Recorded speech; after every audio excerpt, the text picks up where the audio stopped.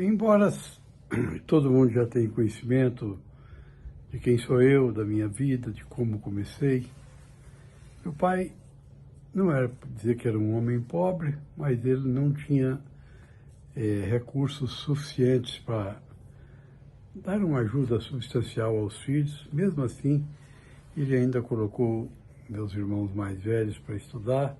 Eu também tive alguma oportunidade, mas infelizmente a gente não aproveitou.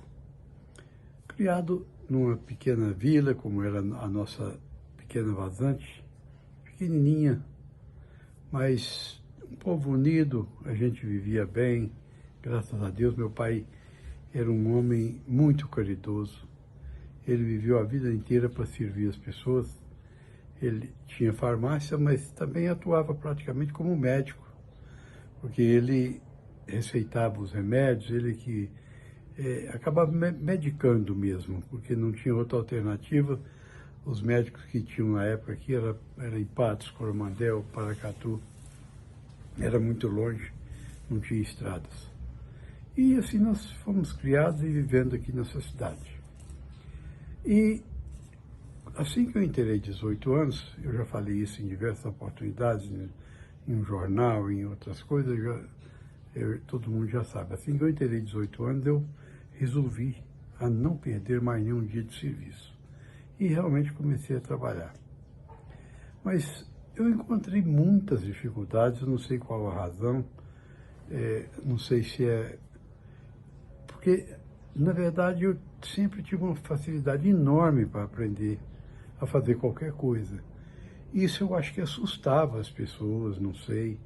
E eu tinha vontade também de crescer, evidentemente, de ajudar a nossa cidade a crescer.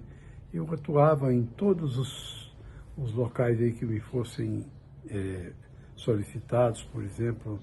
Eu não era formado, mas eu tinha... era alfabetizado, né? Eu sabia ler, escrever, fazer as 4 operações.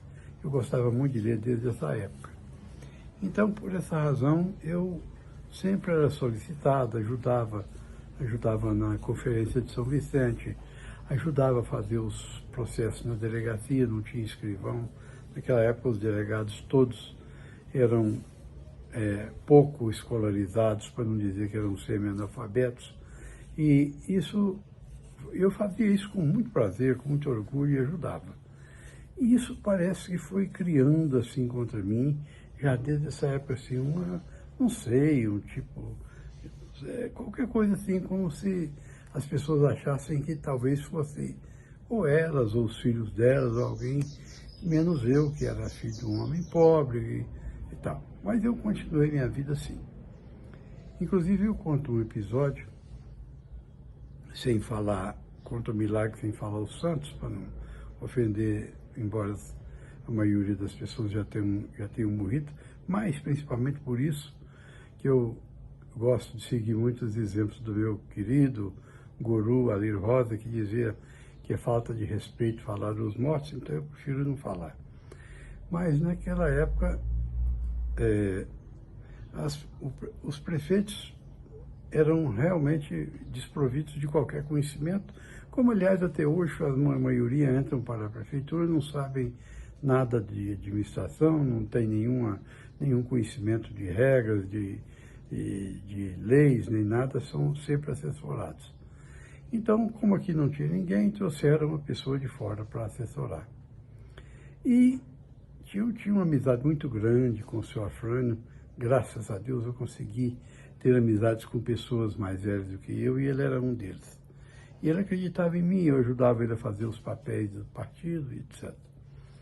E numa dessas, ele arranjou para mim trabalhar, um trabalho na prefeitura, auxiliar lá na prefeitura.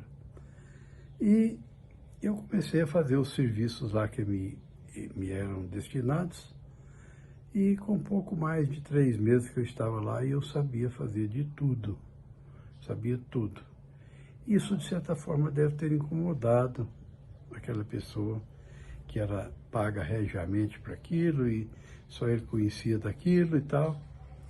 E o senhor Afrânio um dia me chama na casa dele e fala comigo, fala, olha, o povo lá na prefeitura quer a sua cabeça.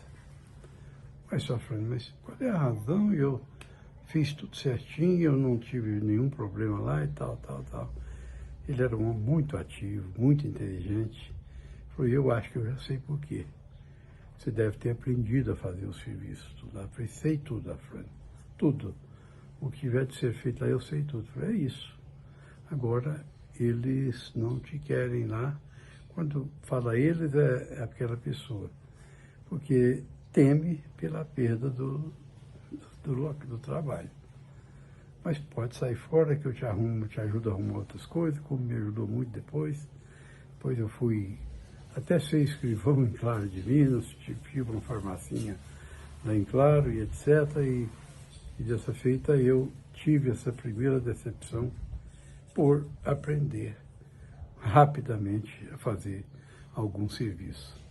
Eu acho que isso gerava um incômodo nas pessoas, que é a questão das pessoas, às vezes, temer que alguém ocupe o seu lugar. Isso é muito grave.